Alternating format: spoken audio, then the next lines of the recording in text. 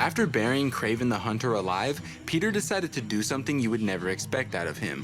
First, he tried killing Tombstone by sneaking into his hospital room and unplugging his life support, and then he found Norman Osborn and completely let loose on him, holding him up in the air with one arm, then throwing him across the room, asking him if he thinks he forgot what he did. Then he proceeded to give him a brutal beatdown, smashing his face in repeatedly while asking him what mercy he showed Gwen Stacy.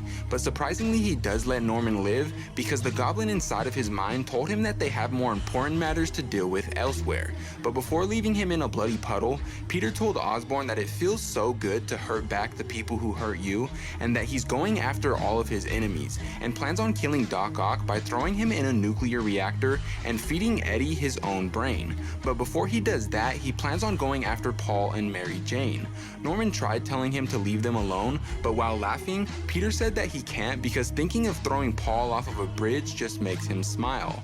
After that, he found Paul and MJ in traffic, but before going after them, he used his new wingsuit attachment to terrorize the nearby civilians by throwing bombs filled with spiders at them. Norman, on the other hand, decided that he wasn't gonna just sit around and let Peter do this, so he found Craven the Hunter's grave and helped pull him out of the ground. And at around the same time, Peter was knocked out of the air by Queen Goblin, who proceeded to tell him that this wasn't his destiny. And so if you guys are interested in seeing where the rest of this story goes when the next issue comes out, let me know in the comments down below.